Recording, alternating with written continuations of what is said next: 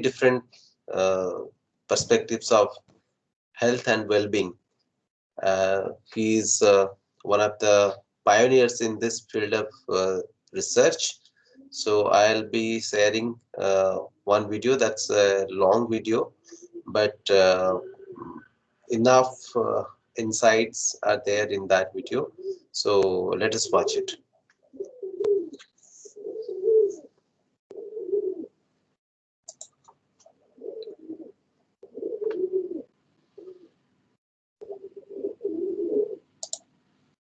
Before that, I'll check the sound as well as the video.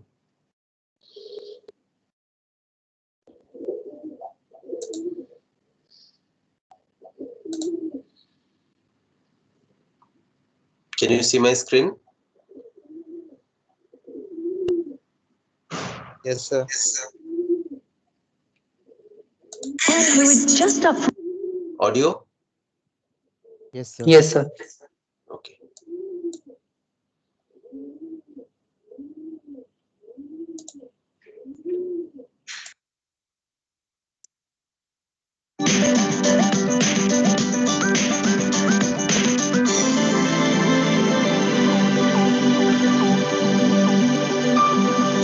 Let us bring our first speaker to the podium. It is a man who is just up from Adelaide. He's been there for a month as the fabulous, under the fabulous title, Thinker in Residence.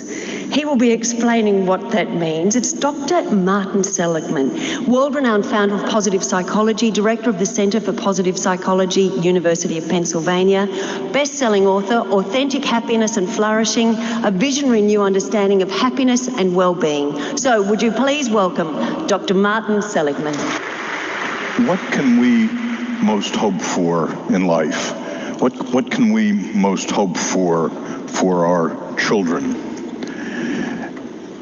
As you know, Freud and Schopenhauer told us the best we could ever do in life was not to be miserable, not to suffer, that the best we could ever do in life was approach zero.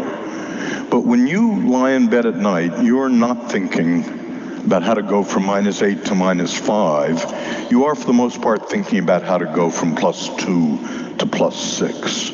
So what I want to talk about today is the possibility that there is life above zero, and that human flourishing, well-being, is what we can hope for our future.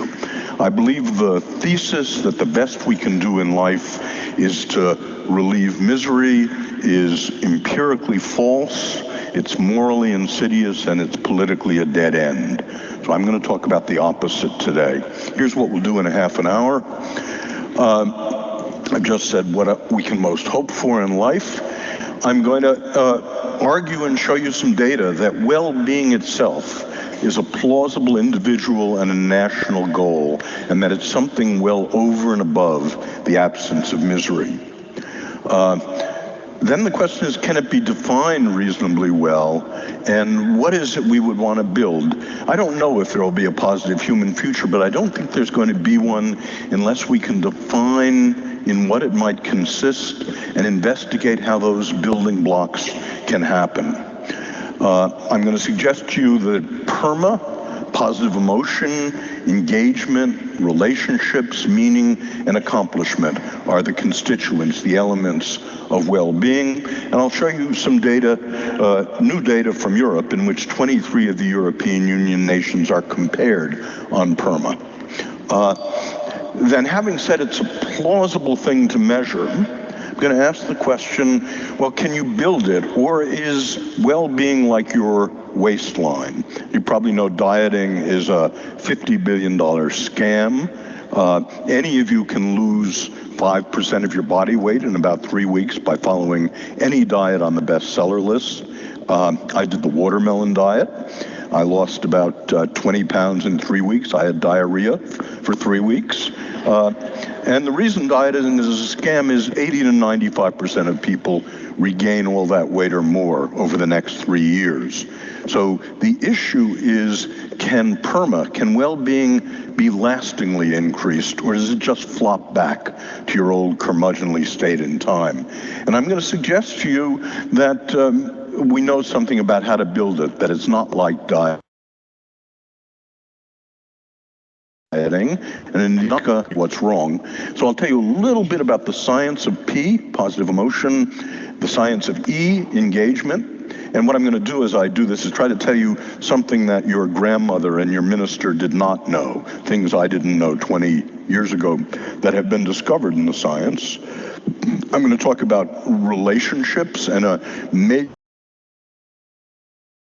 new tech that has been discovered that builds relationships, talk about meaning, and about accomplishment, and particularly self-discipline. Then we'll be about 20 minutes through the lecture at that point, and what I'll have said is that we know something about how to build these things at an individual level, on a one-to-one basis. There's good reason to believe they can increase. Can this happen in schools, in large organizations? That's the stepping stone to the possibility that the planet could flourish. And so I'm going to talk about this having been done in a huge organization, the United States' second largest employer, the United States Army, which decided 3 years ago to teach resilience and positive psychology to all 1.1 million soldiers and measure the outcome. So I'll argue that it's plausible goal for large units. And finally, I'm going to talk about the politics of all of this. This is political. It's not political in the sense of left versus right.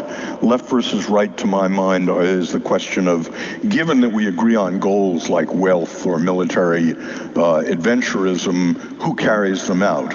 Are they carried out by individual or by state means? This is not about who does it. This is about a different set of political ends. So that's what we'll do in the next 25 minutes.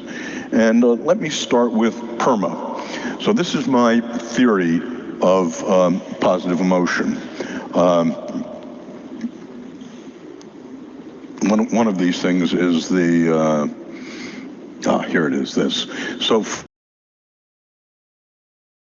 for me, it's of 5 elements. An element contributes to well-being, an element is pursued for its own sake, not merely to get one of the other elements. So for example, we have no interest in IQ in itself. We're interested in IQ because we think it leads to intelligent decision making.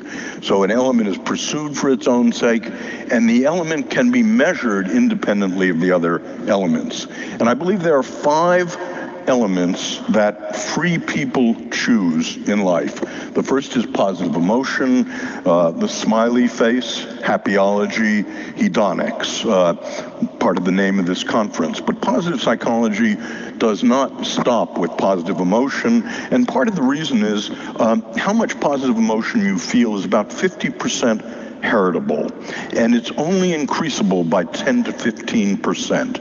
So we know techniques for having you live in the upper part of your set range for happiness, for positive emotion.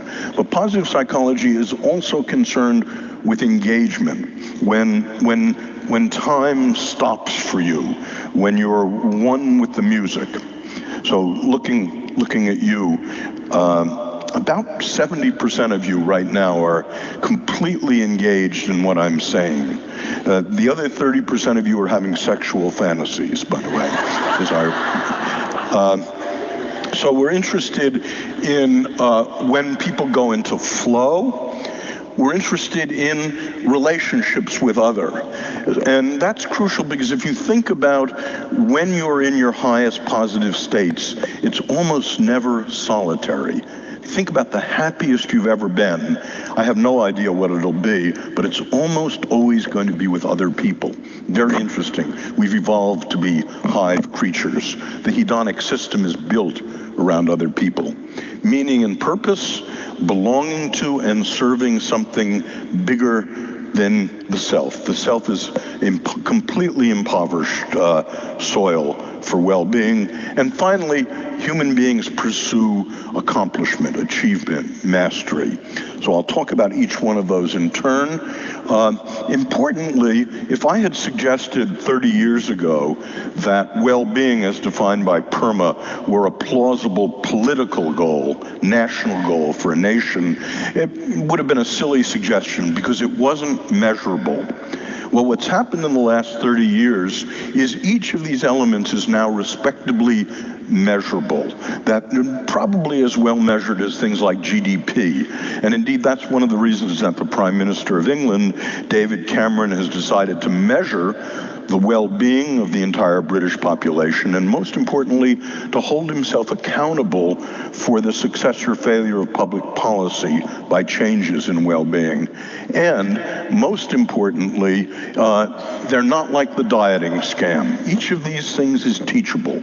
You can actually have more of each of PERMA in your life, and I'll just talk a little bit about the research on this. So let me start with the measurement question. Is this, in order to be a plausible national or planetary goal, it has to be measurable. So here's what Timothy So and Felicia Huppert did last year. They went to 23 European Union nations and asked PERMA questions of 2,000 adults in each of those nations. And they asked what percentage of adults are flourishing by PERMA criteria. And Denmark, as usual, leads the pack with almost 40% flourishing. The UK and Germany are in the middle. France and the former Soviet Union are at the bottom with under 15%. No one's done this for Australia or for the United States for that matter, so we don't know where Australia and the United States sit. We will indeed soon. That was part of what I was doing in South Australia. And I'll talk about what I was up to in South Australia for the last month. But anyway, what this slide shows, it's measurable, and there are very large country-to-country differences, and most importantly, there's very large room for improvement. It's commonly said that our children will not have as much money as we do. I'm not an economist, I don't know if that's true, but there is plenty of room for our children to be happier, to flourish, to have more well-being than we do. And that is indeed the theme of what this is about. So let me now go through PERMA for individuals, just telling you a little bit of the science that I didn't know 20 years ago, and a little bit of how these things are built. So let's take positive emotion, happiness. It turns out that if you go to companies and you look at how they're doing economically, and you count every word that's said in business meetings, there is something called a Losada ratio, and it distinguishes economically flourishing from stagnant, from about to go bankrupt companies. So the ratio of positive words to negative words in business meetings for flourishing companies is above 2.9 to 1. Between 1 and 2.9 to 1, the companies are stagnating, and below 1, the companies are going under. Now, don't take this home to your married life. 2.9 to 1 leads to divorce. And the reason we know that is John and Julie Gottman take couples and they lock them into an apartment for a weekend, and they record everything that's said, and they compute the Losada ratio. And if the ratio is under 5 to 1, it predicts divorce. Now, what's going on here? Well, I think it is that we often have to criticize and say bad things to our spouses, to our children, to the people that work for us. And the question is, against what background of positivity will they hear us? Will they not think we're their enemy? And indeed, this was brought home to me by my teenage daughter, Nikki. Nikki, you last heard about when she was 5 years old and called me a grouch and founded positive psychology because she was right on the money. Well, about 4 years ago, she was a junior in high school, majoring in entitlement.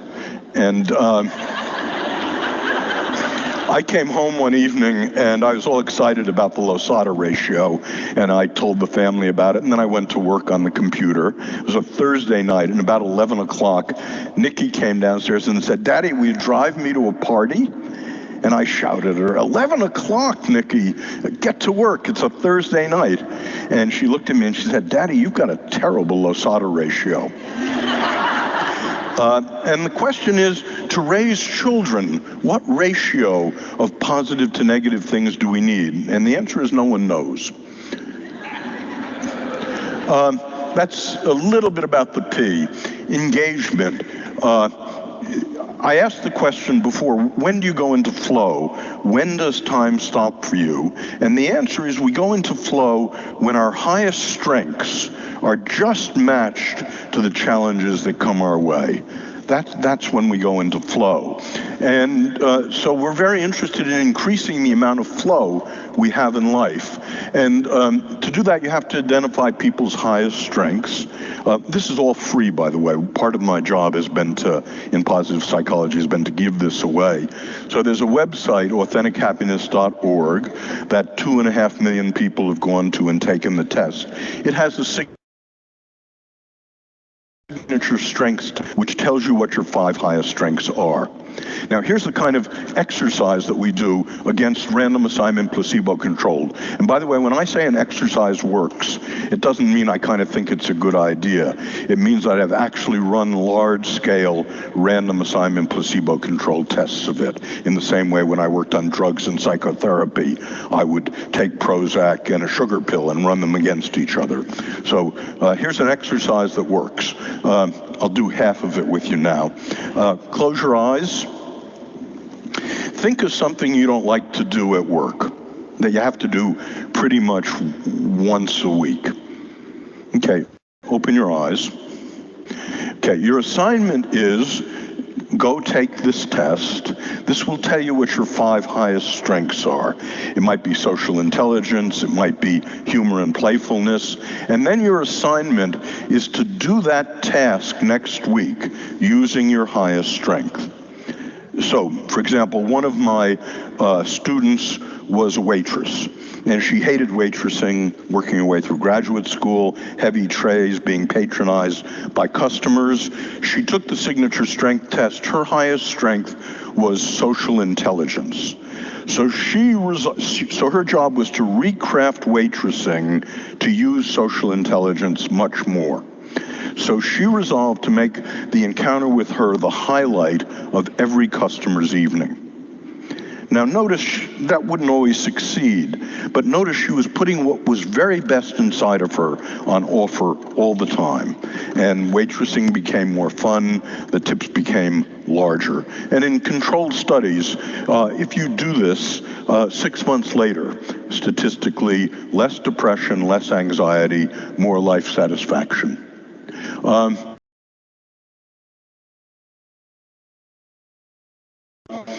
No, it's a bit of trauma and post-traumatic growth. I've spent my life working on depression, helplessness, and trauma. And we recently asked the question, who grows through trauma? Of whom is it true what Nietzsche said, if it doesn't kill me, it makes me stronger? And we did a study of 1,700 people who had been through 1, 2, or 3 awful events. We listed the 15 worst things that could happen to people and asked who was stronger afterwards. And it turned out that people who had 3 of these awful things, rape, captured, tortured, were stronger than people who had 2, and who were stronger than people who had 1, who were stronger than people who had none. And the character strengths that correlated with post-traumatic growth were those 5: religiousness, gratitude, kindness, hope, and bravery. So that's a little bit about the science of signature strengths.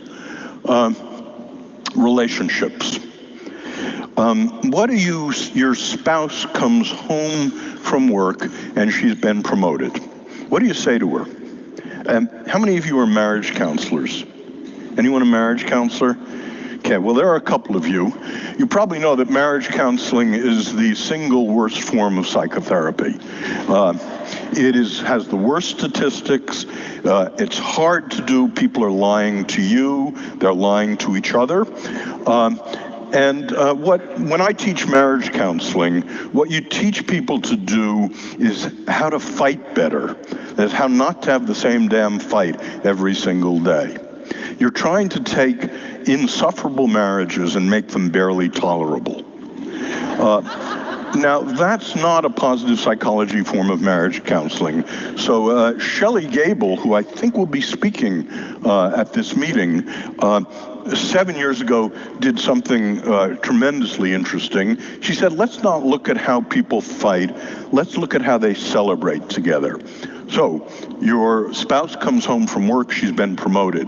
What do you say to her? Well, most people say, and this is what I did before I read Shelley's work, congratulations, dear, well-deserved, passive, constructive. You might as well not say anything at all.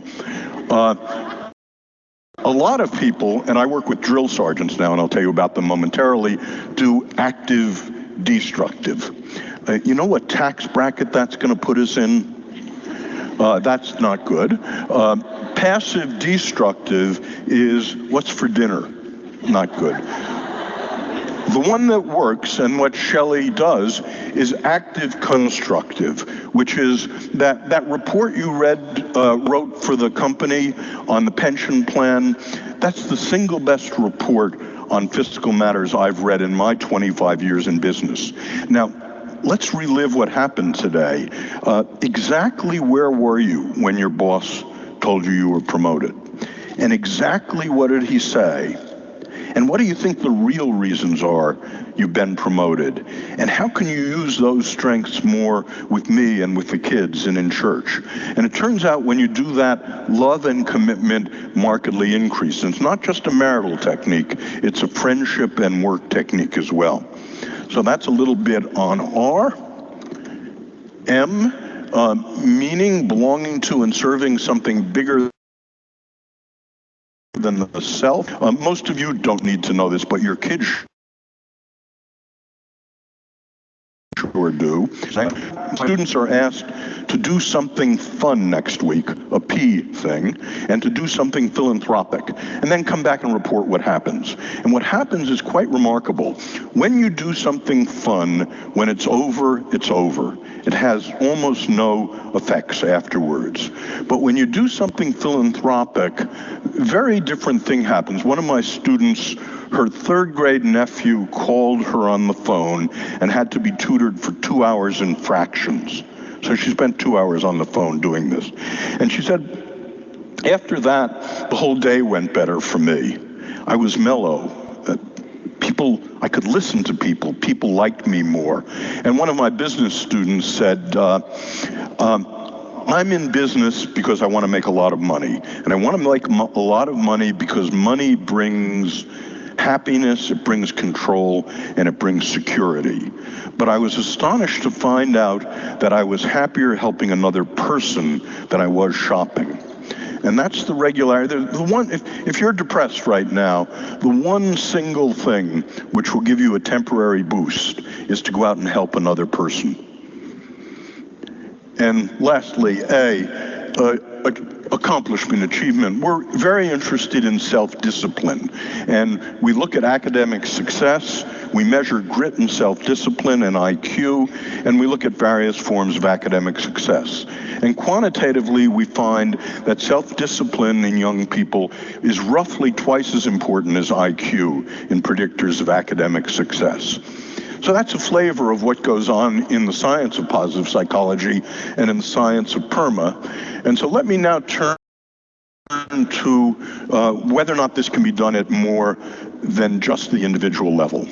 So 3 years ago, the Chief of Staff of the United States Army came to me and said, post-traumatic stress disorder, suicide, depression, panic, drug abuse, divorce. What does positive psychology say about that, Dr. Seligman? And what I said was, people's lives are often ruined by combat, divorce, death of a spouse. But the phenomenon is bell-shaped. And on the left-hand side, you've got what you just described. And you should continue to spend $10 billion a year treating that. But the Army's not a hospital. What you're after is a healthy force that can cope with persistent warfare.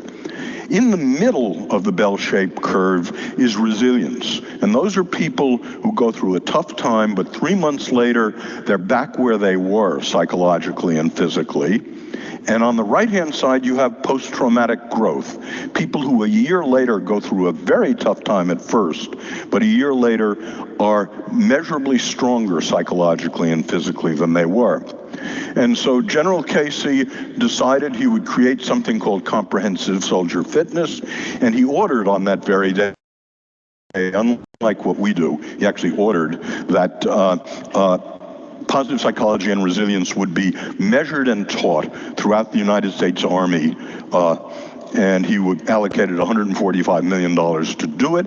And he created 3 programs that have been in process for 3 years now, and I can show you a little bit about what they do. The first is he was after creating an Army that was just as psychologically fit as physically fit. So we had to devise a test of psychological fitness. There are plenty of tests of psychological unfitness. So all 1.1 million soldiers have taken this test, and this is every year, out of 1,200 colonels, 33 are promoted to brigadier general. So we asked the question from the test, could you predict in advance who was going to make it to brigadier general? And when that tells you can with considerable accuracy. That's part 1 of comprehensive soldier fitness. Part 2 is General Casey said to me, well, we've read your material on schools, and we see you teach teachers the skills of PERMA, and then you measure their students, and you find their students have better psychological fitness, less anxiety and depression, up to 2 years later. Well, that's the Army model. We've got 40,000 teachers in the Army, the drill sergeants. So your job, Dr. Seligman, will be to train all the drill sergeants in the Army, and they will train the 1.1 million soldiers. So now 180 drill sergeants come to the University of Pennsylvania every month, and we teach them the PERMA skills and the PERMA exercises, and we have the first data on it. And it basically shows that if you have had a positive psychology trainer in your company and you're deployed, your psychological strengths go up. If you haven't, they stay the same or go down. And similarly, we found with suicide that soldiers who've had training in PERMA have lower suicide attempts and suicidal ideation than the rest of the troops. So let me conclude. And importantly, this works better in younger soldiers than in older soldiers, and it's part of what we find in working with schools. So let me conclude what I've said today, and it's the politics. It asks the question, what is wealth for? Why do we care about unemployment and GDP? And the reason is, to my way of thinking, really care about is well-being. So to my way of thinking, money is in the service of well-being. And indeed, that's what the Prime Minister of England has decided to measure, global well-being. You might think this is an impossible national goal, but when nations are poor and at war and in famine, in plague, they naturally turn to defense and damage. But when nations are wealthy, not in plague, not in famine, not at war, they look for something more in life. This was the question I began by asking, what more is there than the alleviation of misery? Well, Florence is the best example of this, I know. In the 1450s, Florence became tremendously wealthy, mostly due to Medici banking genius. And it asked the question, what should we do with our wealth? And under the leadership of Cosimo the Elder, it decided we should devote our wealth to beauty. Now, I'm not suggesting that Australia, North America, and the European Union take up sculpting at this point. Rather, I'm suggesting that you are at a Florentine moment. You look like Florence, actually look much better than Florence actually looked. And the question is, what are we going to do with this wealth? And what I've suggested is what we're going to do is to increase the well-being on the planet. So I want to close by saying what Nietzsche said about human history. Nietzsche said that human history divides into three phases. The first is the camel. The camel just sits there and moans and takes it. The second phase of human history for Nietzsche is the rebel, the lion. The rebel says no. The rebel says no to poverty, no to discrimination, no to plague. And Nietzsche says, well, I think you have to be blinded by ideology to see that in the last 200 years, the politics of no has worked. There is almost less, there is in fact less of almost every bad thing on the planet than there was 500 years ago. Steve Pinker's book, by the way, best book last year, Better Angels of Our Nature, is about a 30-fold decrease in your probability of violent death over the last 500 years. But the politics of no has worked. And then Nietzsche asks, what can all human beings say yes to? Let's imagine that no worked. Let's imagine we got rid of all the evils in human life. What would we do? And that's what I've tried to say today. That's what the child reborn does. The child reborn says yes. And I would suggest that every human being can say yes to more positive emotion in life. Every human being can say yes to more engagement in life. Every human being can say yes to more noble purpose in life. Every human being can say yes to better human relations. And every human being can say yes to more positive accomplishment. Every human being can say yes to flourishing, and that is the hope for our future. Thank you.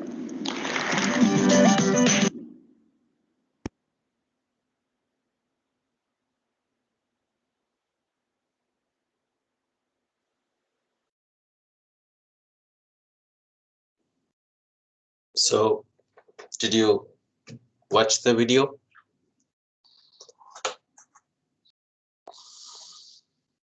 Yes, And the sir. talk? Yes, sir. Got some insights? Yes, sir. So, what is the gist of this talk?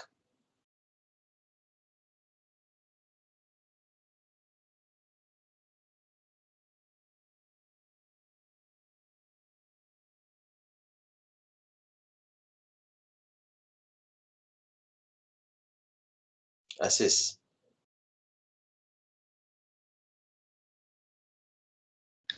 Yes, sir.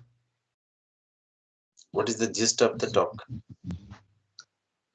Basically, he talked about all the some of the people he came across, and Mm, like the students and some of the marriage counselors, mm, and how they cope up with all this.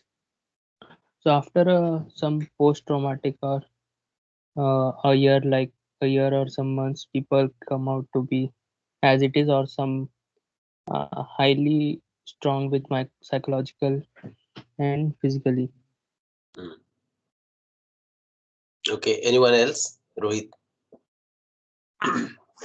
Yes, sir. So we learned the model of happiness Mm, gave by Seligman's. That mm, is PERMA. mm. PERMA is like basically he divided. He said PERMA is five elements made of five elements. How we can maximize each element and we can reach to means happiness. Like we can have a life full of happiness. Okay, That is. good, good. Anyone? Anyone else? I find it very interesting to watch the human potentials that need to be explored. Often we fail to do that, and we focus on what is not there. But if you can focus on what is there and build on that, uh, the world will be much happier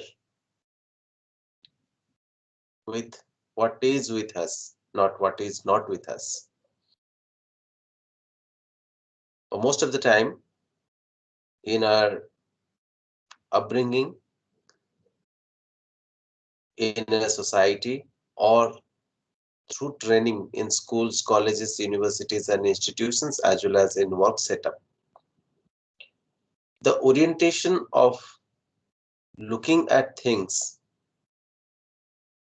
is dragging us to compare with others and not to look for one's own strengths.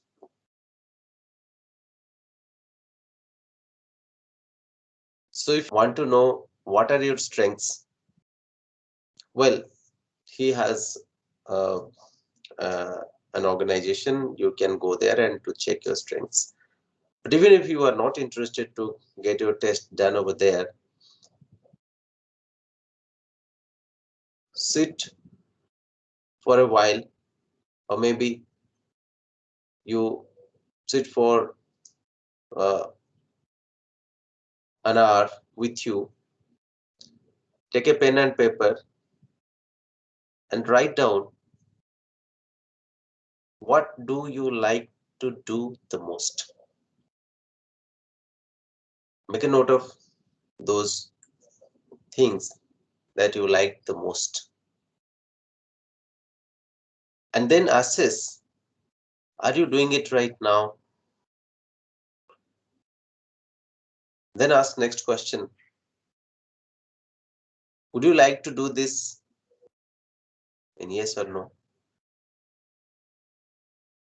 And then if you like to do this, what is the goal? What is the objective?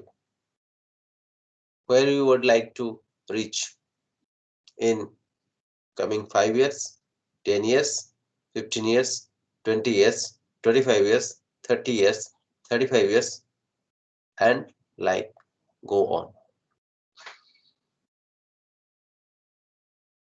Most of us compromise with our lives in this way. If you ask any person today, is he happy whatever he is doing?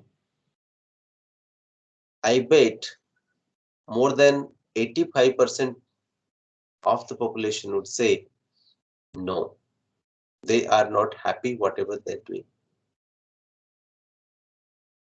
And why it is happening?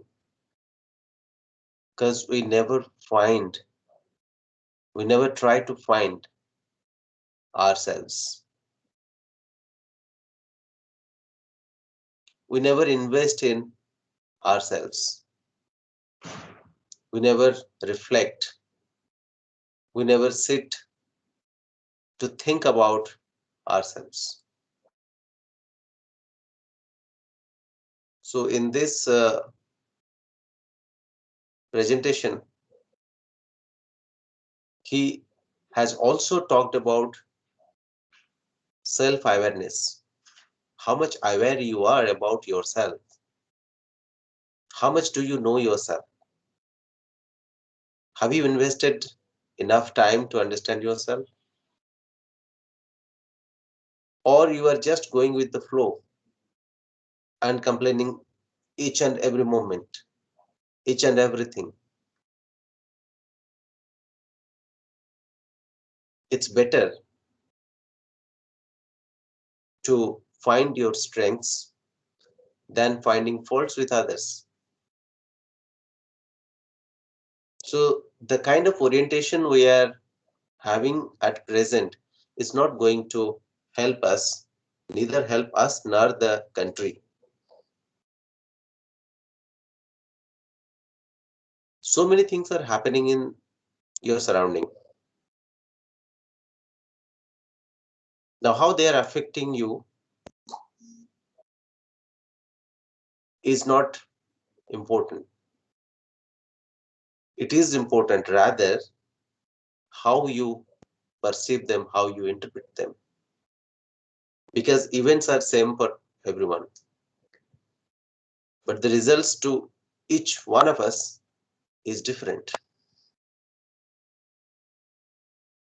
I utter the same words, same sentences, same language for you all in a class. But when it comes to performance, when it comes to understanding, when it comes to interpretation of the talk, we find the differences. So who made the difference? It's the individual who makes the difference, who can make the difference. So why that difference can be a positive or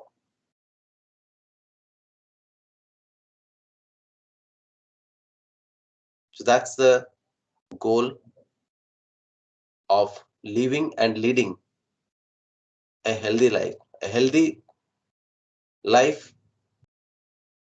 must accompany happiness and well-being.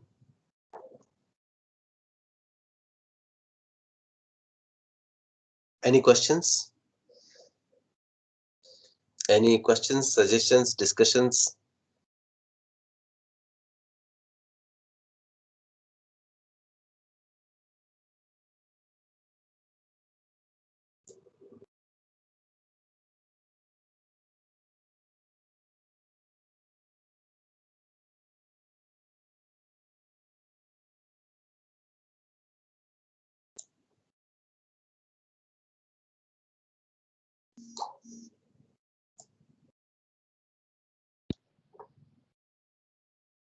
No questions?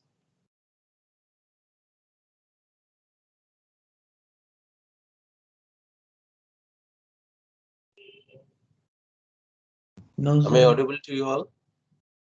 Yes, Akash? Akash? Hello. Yes, sir. Yeah, Sir, no question, sir. no questions. Okay. Yes.